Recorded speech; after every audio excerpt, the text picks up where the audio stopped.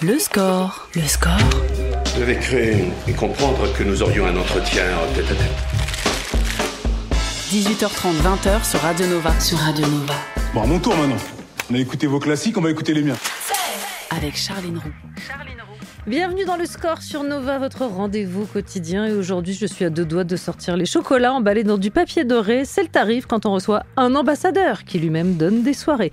L'excellence musicale à la française, compositeur-producteur, l'homme dont le label a une particularité que j'aime à répéter jusqu'à ce qu'il l'envisage comme un slogan. Quand on danse sur les artistes et sons de la maison, en l'occurrence Ed Banger, on peut jamais avoir l'air con. Je l'ai déjà dit, je le répéterai. L'un des fleurons de son écurie est en lice par 2 fois pour les Grammy. Petite cérémonie qui se déroulera dans la nuit de dimanche à lundi. Le fleuron en question, c'est Justice et lui, c'est Pedro Winter, a.k.a. Buzzy P. Et bonjour alors. Salut Charline, ça va? Ça c'est une grosse voix de quelqu'un qui n'a pas beaucoup dormi. Effectivement, on s'est couché tard, petite fête au Rex Club, un mercredi soir, quelle bonne idée. Mais oui, puisque ça y est, tu es reparti... en mode soirée. Non, c'était un petit clin d'œil hier soir qu'on a fait pour les 20 ans de Because Music. Because, ouais. Voilà, label frère, label père, label exigeant, indépendant, français qui suit les aventures d'Ed Banger depuis 20 ans aussi. On travaille avec eux depuis le début et donc ils fêtent leurs 20 ans cette année, donc on s'est dit venez, on fait une petite fête pour célébrer ça. Mais alors du coup, coucher trop tard ou trop tôt? Dans quel sens tu le... Coucher à 4h, lever à 8h si tu veux tout savoir. Donc Très là, bien. je reconnais qu'à 18h32, ça pique un peu là. Ouais, alors ceci dit, prendre l'élan, parce que c'est presque ce que j'ai vu, il y a d'autres dates d'annoncer. Ouais. Le 4 février à Nantes. Ah oui, et avec le Justice, ouais. 5 février à Bordeaux. Ouais, Il exactement. s'agira de rattraper ces petites heures de sommeil en retard. Et il y a des trucs ce soir, il y a des trucs... Voilà, oh là ça là. n'arrête pas. Il y a une question rituelle dans cette émission. Alors du coup, ça va être rigolo, par toi. Ton rapport à la musique dans la vie de tous les jours. Et je ne parle pas professionnellement. Et justement, mon rapport, il est comment dire, il est naturel, il est sanguin, il est vital. J'écoute de la musique par plaisir, pour graver des moments. J'aime bien, j'ai des souvenirs de vie qui sont liés à la musique. Ça, je pense que c'est un truc qu'on partage tous. Mais donc la musique est évidemment omniprésente. Mais la frontière entre est-ce que j'écoute de la musique pour bosser ou pour le plaisir ou pour je ne sais quoi, elle n'existe pas dans nos vies. Et pour aller même plus loin dans la réflexion, en tant que producteur ou en tout cas en tant que patron de label ou DJ, la frontière aussi de savoir si c'est une passion, si c'est un travail, si tu fous rien, ou elle est pareille, elle n'existe pas quoi. Le score. Sur Radio Nova. Nova. Neverender, Justice, Tame Impala. Ce qui m'amuse beaucoup, c'est qu'en temps normal, je demande l'avis de l'invité sur les titres choisis. Le fais-je avec Pedro Winter? Très bon choix, très bon choix, très bon Comment groupe, réussir l'émission, Charline? Très belle association. Justice, Tame Impala. Association qu'on attendait impatiemment depuis ces longues années. En fait, le Xavier Gaspard sont fans, comme tout le monde, de Tame Impala. Ouais. Et donc la rencontre, elle était c'était qu'une question de dents. Tu as été un peu moteur, non, de cette rencontre? J'ai été moteur, j'ai été facilitateur dans des quand il fallait un peu accélérer les choses, le rencontrer, parce que la communication n'était pas évidente entre les agendas de tout le monde, mais l'envie, en tout cas, c'est vraiment Xavier Gaspard qui ont allumé la flamme, quoi. Très bien. On va parler des Grammy Awards, je le rappelle, qui se dérouleront dans la nuit de dimanche à lundi. Est-ce que, à titre perso, toi, t'es fan de ce genre d'événement, les cérémonies de manière générale, en dehors des Grammy? Le fantasme des Grammy, c'est quand même sexy. Je veux dire, ce qu'on appelle les Oscars de la musique, pour des artistes français, en tout cas, il y en a pas 15 000 des artistes français déjà qui ont été nommés, et des artistes français qui ont gagné des Grammy, en tout cas qui ont des Grammy sur leur cheminée, il n'y en a pas des milliers. Donc il y a une certaine forme de prestige d'être reconnu comme ça aux États-Unis. C'est quand même. Tu connais 2 groupes récompensés, si je ne m'abuse. J'en connais 2. Non, mais je connais même plus. Philippe Zdar aussi. Oui, bien sûr. Tu vois, absolument. Philippe avait eu aussi un Grammy pour son travail avec Phoenix. Je pense à Daft Punk et Justice. Justice, ouais, bien sûr. Mais donc non, mais après la cérémonie en elle-même, elle est très ricaine, très protocolaire. Ouais. Ça dure des plombes. Juste pour info, ça commence à 14h, quoi. Tu vois, c'est un truc. Ça déroule. Honnêtement, Il y a 91 Ah, catégories. voilà. Bah, tu vois, j'allais te dire 75. Tu vois, Ouais. voilà, j'étais loin Enfin, du je crois. compte. J'ai peut-être Non, mais non, t'as il me raison. semble que c'est ça. C'est Bah, gigantesque. C'est des catégories donc qui sont pas, tu vois, ça passe un peu à la chaîne. Donc C'est-à-dire, tu viens avec ton sandwich quand t'es dans le. Ah bah, tu viens déjà à 14h et la salle où ça a lieu, je sais pas, c'est immense et elle est à moitié vide. Parce qu'en fait, comme c'est pas télévisé, c'est pas broadcasté, Ouais. les gens s'en foutent un peu et c'est un peu des sous-catégories. C'est, tu vois, je veux pas me faire d'ennemis en parlant en donnant une catégorie latine musique. On va dire pas ou je sais les, pas les quoi. catégories Voilà, les plus exactement. exposées, celles qu'on voit habituellement dans la Exactement. cérémonie quand c'est télévisé. 2 victoires pour Justice, si mes souvenirs sont bons. Best Remixed Recording Non-Classical pour Electric MGMT. Feel, ouais. Et Best Dance Electronic Album pour Woman Worldwide. Tu les avais accompagnés? Sur le deuxième, ouais. Le premier, je sais même pas s'ils étaient là-bas, Xavier Gaspard. Mais pour l'album électronique de l'année, on était tous. On avait fait le voyage à Los Angeles. Pour info, vraiment, on a aucune idée du résultat. Hein, donc c'est pas, on n'a pas été en se disant tiens, ok, on y va tous parce qu'on sait qu'on a gagné. C'est vraiment la surprise. Et le voyage en valait la peine. Il y a une histoire quand même derrière. Ouais, il y a une petite anecdote marrante effectivement dans ce théâtre qui est immense. Je sais plus si c'était le Staples Center ou je ne sais quoi, quelle salle à Los Angeles déjà, mais c'est vraiment immense. Et donc le mec ouvre l'enveloppe et il annonce Justice. Et nous on était mais genre au fin fond de la salle. Et en fait le temps de se lever et d'aller vers la scène, le mec pensait que Xavier Gaspard était pas là. Ok, Justice sont pas là. Ok, thank you. Next. Et il passe à la catégorie suivante. Et donc on se retrouve sur scène un peu entre. Il avait déjà presque annoncé. Quoi, si, je pense qu'il avait déjà annoncé la catégorie suivante. Ouais. Donc bref, ça fait les Frenchies qui sont là, qui sont c'est à nous là. Donc ils ont dû un peu là, pareil, là, c'était une séquence qui n'était pas télévisée, donc c'était pas trop grave.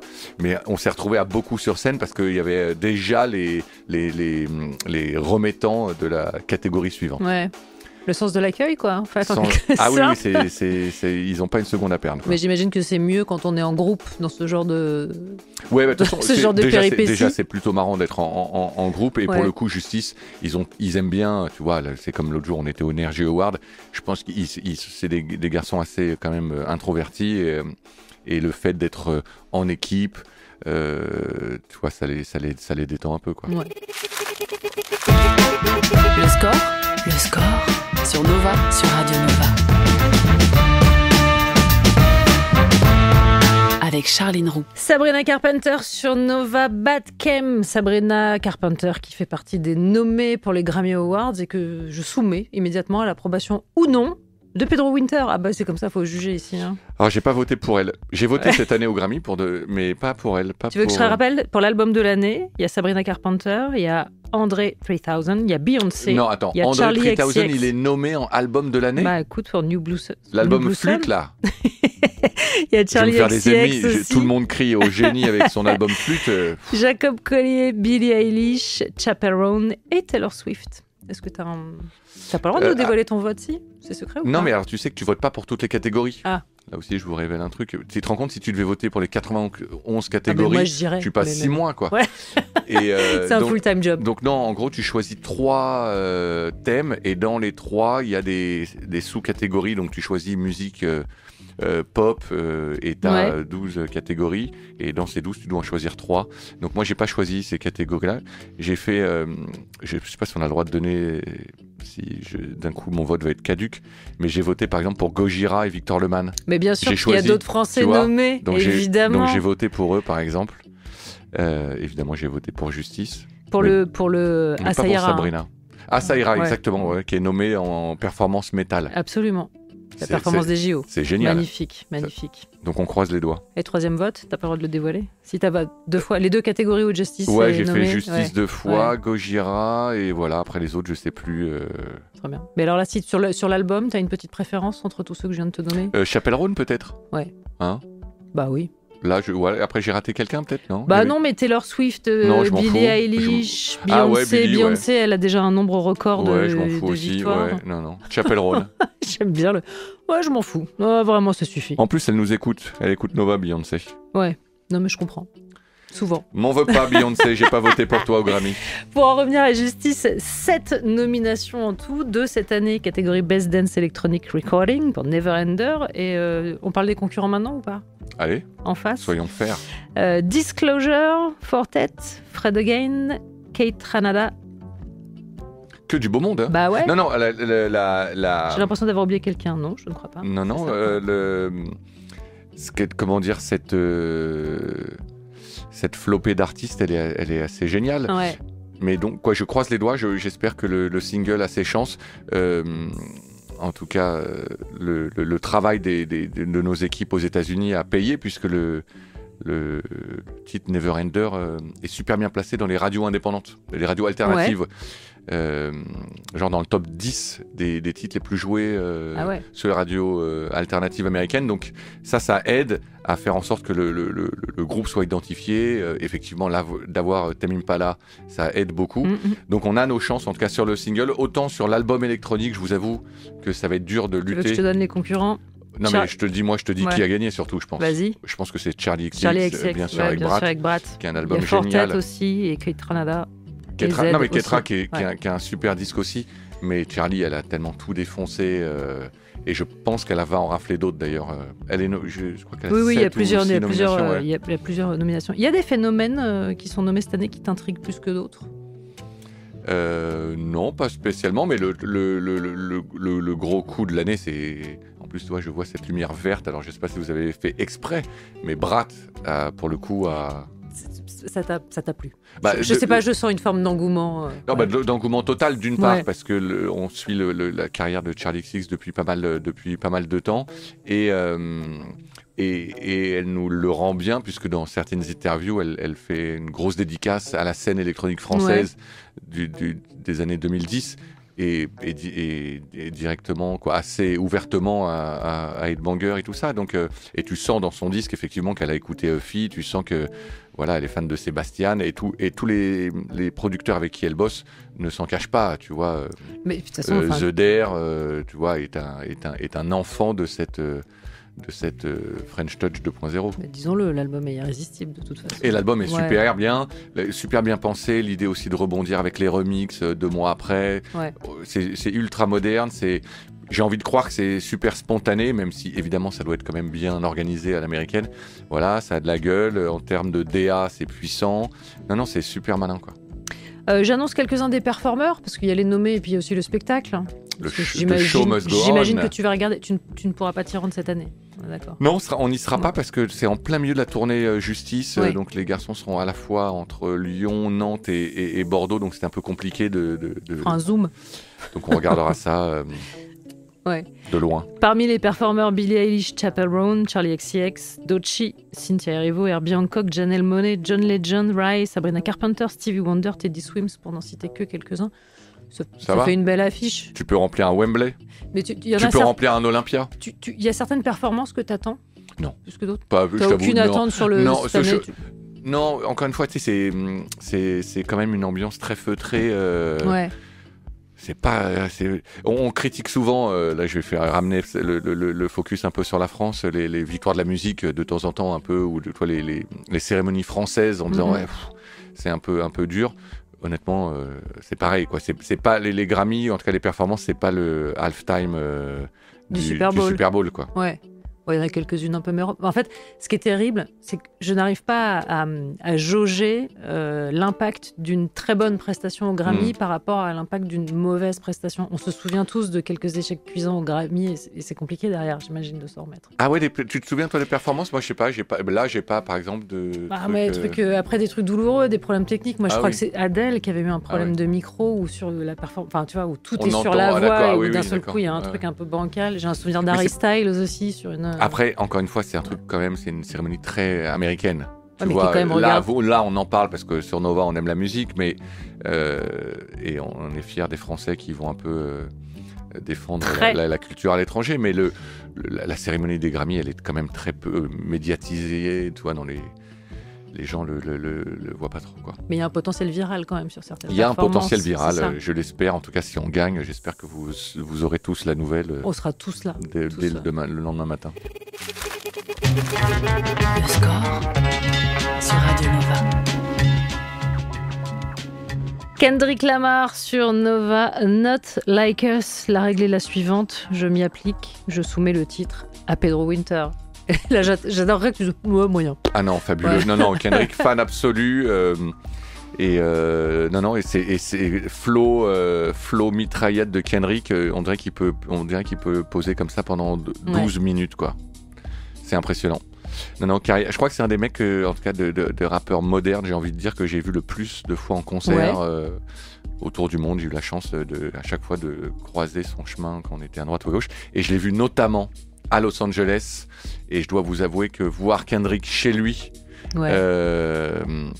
c'est assez fascinant parce que en fait, donc t'as réellement 25 000 personnes qui font tous les backs de Kendrick qui rappe en même temps que lui.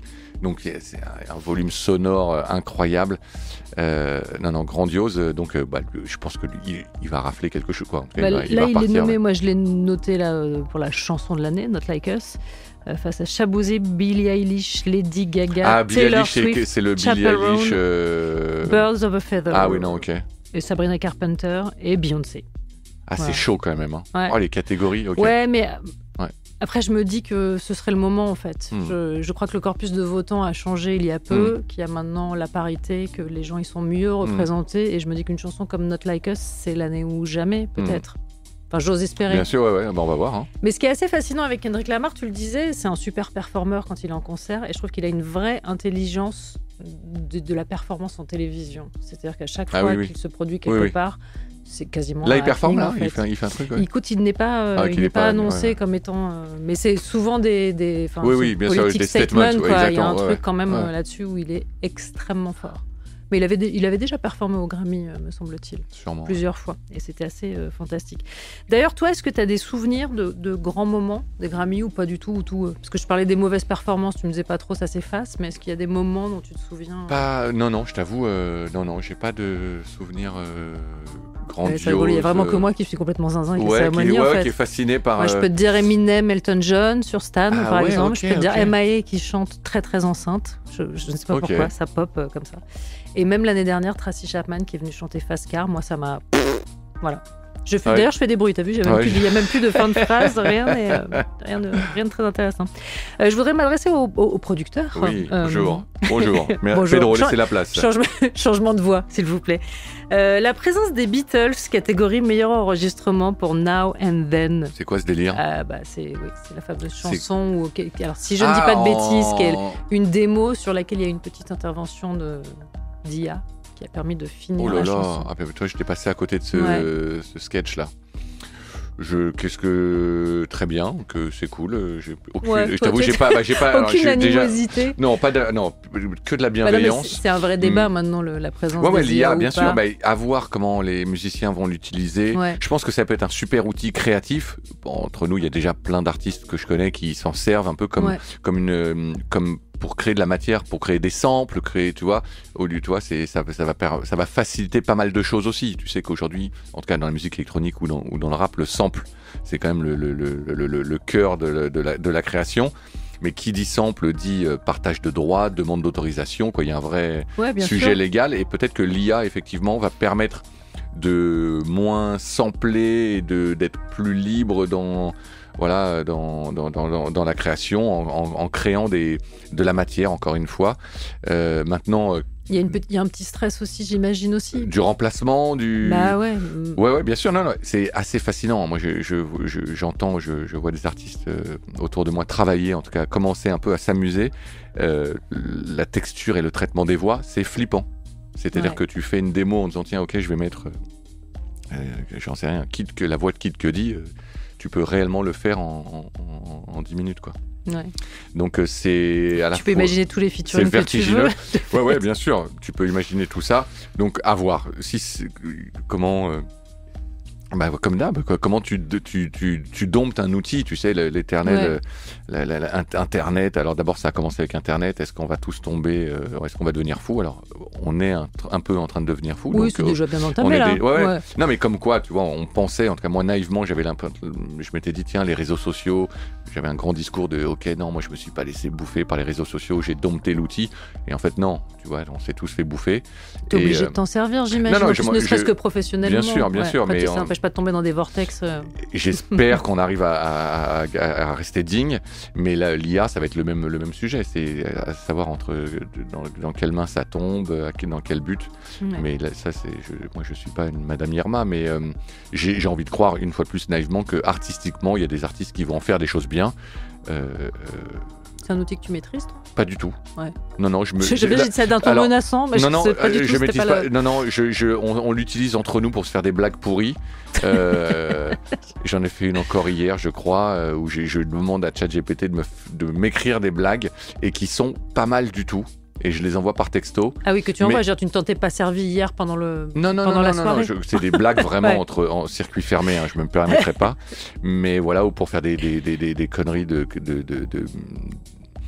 d'utilisation où on mixe un peu des images, des choses comme ça, mais pas plus que ça. On a fait des tentatives un peu de temps en temps d'utilisation de l'IA pour créer des images, pour des clips, des choses comme ça. Pour l'instant on teste, comme tout le monde, et il y a des choses qui peuvent être assez fascinantes et des choses extrêmement dégueulasses. Et après, à l'humain, à nous justement de faire le tri, c'est ça. Soyons quand même optimistes. Très bien. Le score sur Radio Nova. Doechii sur Nova, Denial is a River. Alors j'avoue, je confesse, une énorme passion pour Doechii. J'espère que j'adore. Tu la partages. Il y a un côté j'adore. Il y a un côté boom bap rap old school que j'adore sur ce morceau. Donc Donc elle est nommée en révélation, donc newcomer, mais je pense que la compétition va être terrible parce qu'il y a Benson Boone, il y a Sabrina Carpenter, il y a Rai, il y a Chappell Roan, Shaboozey, Teddy Swims. Complicado. Ouais. Mais je trouve que c'est toujours une des catégories sur lesquelles il y a le plus d'enjeux. Quand tu vois les gens qui ont été dans les révélations avant, je trouve que c'est toujours la catégorie à laquelle il est toujours intéressant de s'intéresser. Bien sûr. Si ça a marché. Ouais. Moi, j'ai souvenir, Amy Winehouse en 2008, Révélation. Adele 2009, Bon Iver 2012, Sam Smith 2015, Chance the Rapper 2017, Dua Lipa 2019, Billie Eilish 2020. Mais c'est toujours facile. Mais l'exercice, il est marrant de regarder de maintenant, c'est génial. Exactement. Mais on leur souhaite. Alors, je ne sais pas si tu as regardé tous les nommés, parce qu'on le répète, 91 catégories, c'est quand même beaucoup. Est-ce qu'il t'a semblé comme ça, en tout cas dans les grosses catégories, qu'il y avait des grands absents ? Ou ça t'a pas frappé plus? Ça m'a pas. Non, justement, mais encore une fois, ils ratissent large quand même avec les 91. Tu vois, ils font en sorte que, tu vois, Bad Bunny, il est quand même un truc dans une. Et tu sais, c'est fou quand même dans ces nominations. Tu sais, il y a des trucs vachement, gospel, latine, flamenco, ingénieur du son, des trucs, ingénieur du son, xylophone classique, ingénieur du son, saxophone, jazz. C'est assez déroutant, quoi. Alors on parlait des newcomers, là on va revenir sur Justice, plus vraiment des newcomers. Ouais, bien sûr, 20 ans. Non, je vais parler d'un truc avec toi, au-delà de la longévité de la carrière, j'ai l'impression, alors ça fait un petit bout de temps, mais que ça s'est encore accentué, qu'on est passé de groupes extrêmement connus à pas loin de méga rockstars, quoi. Y compris sur les prestats. Alors je pense que leur show, leur concert en tout cas, je pense aide et pousse force l'admiration parce que ça fait 20 ans effectivement que le groupe existe et ils sont toujours aussi en tout cas ambitieux en live. Et donc, je pense que ça, tu remets une pièce un peu dans la machine. Et après, il y a aussi quand même, il faut parler du cycle du temps qui permet aussi de renouveler ton audience. Donc, tu te rends compte, un groupe qui a 20 ans, donc il y a et on le voit, nous, dans les concerts, il y a des petits jeunes qui ont envie de vivre ce que les grands frères ou les grandes sœurs ont vécu il y a 20 ans. Il y a un point qui me semble assez logique, c'est l'absence aussi d'un autre groupe de robots casqués qui a décidé de quitter le navire, et donc l'absence de Daft Punk laisse aussi une place assez importante dans le cœur des gens qui aiment la musique électronique.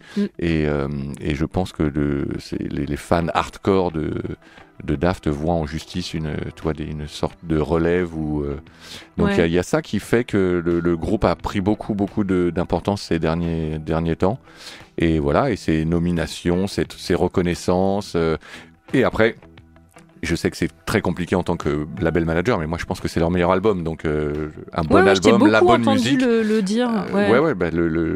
Encore une fois, hein, c'est la musique qui est le meilleur vendeur, en tout cas pour un groupe. Et comme c'est leur meilleur disque, ça m'étonne absolument pas que. Mais et puis avec aussi une autre force, je trouve, puisque tu parlais du public à âge multiples et différents, c'est qu'il y a toujours un truc qui est à la fois très satisfaisant pour les gens qui les suivent depuis les débuts, et un truc très en prise avec ce qui se passe et ce qui se fait. Enfin, je sais pas comment te dire, il y a un truc... mais même sur les différents styles musicaux pratiqués. C'est-à-dire que j'ai rarement vu, moi, un groupe qui faisait l'unanimité parmi les fans de rock, comme les fans de... Tu vois ce que je veux dire, comme tout est très cloisonné, ils ont quand même un truc qui est très large et très vaste. Ouais, il y a un truc... mais ça, c'est quelque chose qu'on maîtrise absolument pas, mais d'être un peu, tu sais... à la croisée des chemins et des cultures, et c'est alors à la fois on peut en parler pour Justice, mais aussi pour Headbanger, mais c'est ce que j'ai toujours expliqué depuis le début. C'est aussi la grande force. Les indie kids, les mecs du rap et les mecs de l'électro se retrouvent finalement dans la couleur musicale du label, et donc évidemment dans Justice aussi, ça va de l'esthétique, ça va du son, ça va du groove, effectivement. Amener le chanteur Miguel sur l'album, d'un coup ça te permet aussi d'aller toucher une audience un peu différente et qui dit mais ok, je suis fan de The Weeknd et finalement c'est pas très loin, il y a des choses comme ça. Et après tous ces artistes aussi pop américains, de Kanye à Pharrell et tous ces gens-là ont tenté des ponts quand même avec la musique électronique française, en samplant Justice, en samplant Cassius, en samplant Daft Punk et tout ça. Donc tout ça se nourrit, et Justice c'est une espèce d'agglomération, disons, de tout ça. Et comme c'est le groupe qui traverse les époques et les modes, et ben c'est normal que la boule de neige, tu vois, et l'effet boule de neige, j'y crois vraiment, quoi. Eh ben, on continue de parler de ce groupe merveilleux et de ce label de qualité. Mais là, il faut faire une petite pause. C'est l'heure de la pub. Le score avec Charline Roux sur Radio Nova. Toujours en compagnie de Pedro Winter, on parle de cérémonies multiples, puisqu'on parle des Grammy, puis je vous le dis, je balance tout de façon hors antenne, on parle des Césars. Voilà, c'est ainsi. On va parler d'une autre cérémonie, puisqu'il semblerait que la maison mère soit assez bien représentée en termes de nomination pour les 40e victoires de la musique. Ça se déroulera le 14 février à la scène musicale, ce sera diffusé sur France 2. Justice est nommée, encore une fois. Artiste masculin, album pour Hyperdrama, création audiovisuelle pour Neverender, et il y a aussi dans la catégorie création audiovisuelle DJ Mehdi Made in France. Ouais, ça va être dur ça. Alain Souchon, Justice ou DJ Mehdi. Hey, chers auditeurs de Nova, vous votez pour qui ? Moi j'ai ma petite idée, mais j'ai un devoir de réserve. Pas du tout, j'ai pas de devoir de réserve. Moi non plus. Moi j'en ai rien à foutre. Je vote pas, donc j'ai le droit de. Et non, on n'a pas évidemment, on n'a pas les résultats. Création audiovisuelle. Je me tire une balle dans le pied parce que j'aurais aimé que Justice gagne, mais je pense réellement que le réalisateur Thibaut de Longeville mérite de remporter ce trophée pour Made in France, qui nous a dépassé, qui est devenu un phénomène quand même, cette série. Quoi. Donc j'espère que Mehdi va gagner. Artiste masculin, tu veux que je te rappelle les concurrents face à Justice ? Gims, Catherine, Tiakola. Ah ouais.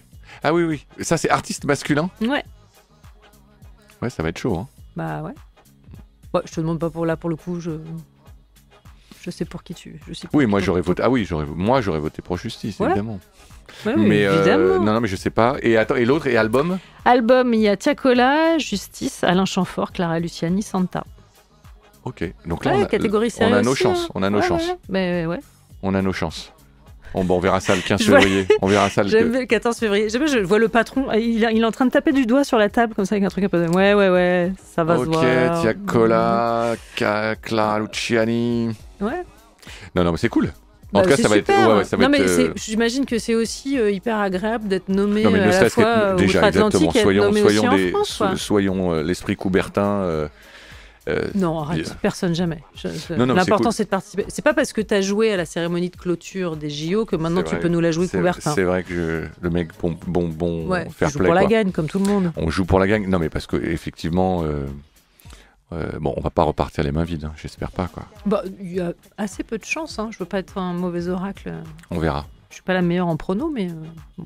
On verra. Et si je te demande des nouvelles côté Headbanger, y a-t-il des choses à annoncer, bien, des petites, annoncer, alors je vais pas faire roulement de petites tambour, mais là, sorties, on a partagé ça l'autre jour sur les réseaux, notre ami Mid, qui est en train de mettre les dernières touches sur son deuxième album qu'on va sortir cette année. J'ai pas encore de planning exact. Il y a Varnish la piscine qui est aussi en studio. Il y a des choses dans les tuyaux pour cette année. Ouais. Content, le patron est content. Le patron est devenu fou, pour citer un sublime morceau d'Étienne de Crécy. Mais content. Après, on a une super année 2024, donc T'as eu une très très grosse année quand même. On a eu une belle année 2024, donc là on reprend. Après, la tournée de Justice continue. Là, il y a une demande assez incroyable. Mais bon, le show est gros, donc c'est un sacré cirque à faire voyager. Ouais. Mais il y a de la demande, et en tout cas en France, il y a cette tournée la semaine prochaine. Voilà, il reste quelques places encore, je crois, à Nantes et à Bordeaux, si vous nous écoutez. Ouais. Ça vaut vraiment le coup. Et voilà. Tu les accompagnes sur la tournée, sur moi j'ouvre, on aime bien, tu sais, nous la famille de Banger, on aime bien être en équipe, et on part avec Irfan et Breakboat pour faire la première partie de Justice à Nantes et à Bordeaux, et à Lyon c'est Kavinsky, notre pote Kavinsky qui va ouvrir le bal, donc ça c'est toujours marrant de partir comme ça en troupe. Alors je l'ai mentionné, mais on va y revenir quand même, cérémonie de clôture des Jeux Paralympiques. Ouais, c'était cool ça. Participer, à titre perso, c'est quand même un truc, j'imagine, assez fou. Ouais, c'était fou, et encore une fois, sans trahir de secret pour que les gens sachent, on pense que tout est programmé, organisé des mois en amont. Ouais. Et en fait, ce qui est génial, c'est de se dire que des événements comme ça peuvent être aussi quand même assez spontanés, humains. C'est-à-dire que entre Thomas Joly, donc qui chapeautait toute la DA globale de la cérémonie, Victor Lemann qui était aux commandes de la musique, et Romain Pisnem qui était pour le coup, qui a été appelé spécialement pour la clôture des Paralympiques, pour justement amener la musique électronique et voilà, et la club culture dans cette cérémonie. Tout ça s'est discuté autour d'une table assez simplement. Voilà, on a envie de mettre la lumière sur la musique électronique française, de réunir un peu toutes les scènes différentes, mélanger aussi les générations. Donc ça s'est fait assez simplement, et l'idée comme ça est venue de créer ces 4 scènes. C'était grandiose à vivre, évidemment on était tous très heureux de participer, et ça a permis aussi de réunir un peu la scène française qui de temps en temps a un peu tendance, tu vois, à créer des barrières, chacun à cloisonner, défendre ses chapelles, voilà, exactement. Et moi, pour ceux qui me connaissent, moi j'ai toujours été un peu le trait d'union qui aime bien aller justement là où on l'attend pas, et c'était un super moment. Et moi ça m'a permis, ça c'est plus personnel, mais effectivement d'en profiter, de mettre la lumière, en tout cas de garder cette flamme allumée pour DJ Mehdi et Philippe Zdar, en jouant à la fois Signa Tune et I Love You So, des morceaux évidemment qui sont chers au label, mais leur présence musicale et l'esprit était important pour moi de marquer le coup, et c'était l'occasion idéale. Et ça a fait mouche, et évidemment j'ai été extrêmement touché de tous les retours. C'était hyper beau. C'était à la fois hyper festif et hyper beau. Il y avait un truc hyper... Je l'ai dit à Philippe Catherine, je te le dis à toi aussi. Moi, c'est la première fois en regardant ces multiples cérémonies que j'ai eu un sentiment de fierté nationale, qui est un mot qui a été dévoyé, bien et qui est très laid. Mais là, pour le coup, je me suis dit, voilà, c'est ça. C'est ça qu'on veut. Voilà. C'est clair, c'était super. Le score sur Radio Nova. Toujours en compagnie de Pedro Winter. C'est le moment très redouté bon par les... ça me fait kiffer. Hein. Très bon morceau, évidemment. Ouais. Évidemment. Qu'est-ce que j'allais dire ? Ah oui, c'est le moment que redoutent les invités. C'est le moment du questionnaire musical. C'est une rafale de questions. Pas de réflexion pour toi, et moi, normalement, j'ai pas le droit de commenter tes réponses ou te demander de les justifier. Mais c'est faux parce que pas de réflexion, c'est dangereux. Hein. Oui, c'est bien le but. Je sors un mot qui me vient à l'esprit, quoi. Oui, alors il faut que ce soit en rapport avec la question, sinon ça va être compliqué. Mais est-ce que tu es prêt ? Allez, let's go. Allez, c'est parti. Le titre qui symbolise le mieux l'enfance, ou en tout cas la tienne. Wow, ok, non. Pink Floyd, Another Brick in the Wall. Le titre qui symbolise le mieux l'adolescence.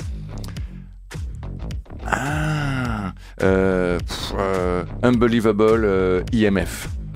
Ton hit de karaoké. Le monde de demain de NTM, qui est certainement le seul morceau que je connais par cœur. Le titre qu'on serait peut-être surpris de trouver dans tes playlists. Pink Moon de Nick Drake. Ok. Le titre qui te propulse immédiatement sur la piste de danse. Ah, pas mal. Comme je sors du Rex, I Can Get No Sleep des Masters at Work. Et le titre qui t'en fait immédiatement sortir.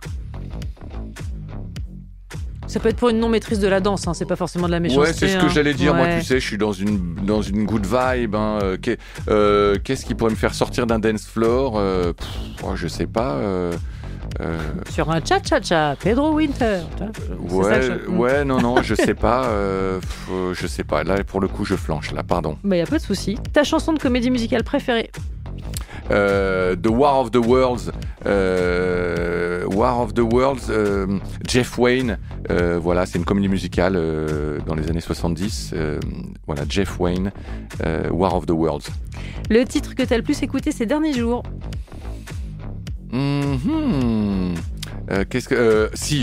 Big Up, Madre Fruit. Morceau électro du jeune producteur Madre. Un bonheur. Et voilà, une reco en plus. Et dernière question, c'est dans la catégorie pénible. De quelle chanson tu as un mal de chien à te débarrasser une fois que tu l'as en tête? Alors, attends, ça c'est une bonne truc. Je suis père de famille. Kids United, on écrit sur les murs. Oh là là. Ok. Non, c'est dur, ça. Je vous aime les enfants. Ça c'est dur. Ça c'est dur. Ça y est, je l'ai avec la petite voix et tout. Ma quoi. fille, elle est en boucle. Donc elle foire mon algorithme Spotify. Ça c'est génial. Et c'est ainsi qu'il faut les séparer. Moi, c'est à force d'avoir des trucs que je supportais pas que j'ai séparé les comptes. Merci beaucoup. Merci Charline. Pour Kids United. Je suis pas complètement sûre. Je rappelle en tout cas les échéances qui arrivent. Les Grammy Awards, c'est dans la nuit de dimanche à lundi. Les Victoires de la musique, c'est le 14 février. Ne réponds pas. Merde. Et on va passer à ta playlist dans la demi-heure qui suit.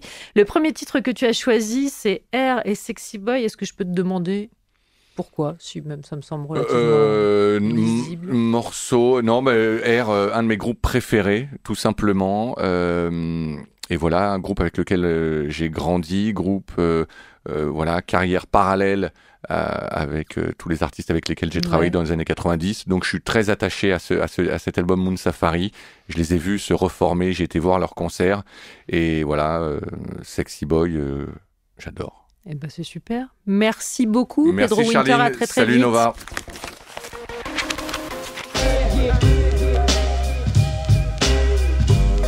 Le score sur Radio Nova. À retrouver en podcast sur nova.fr.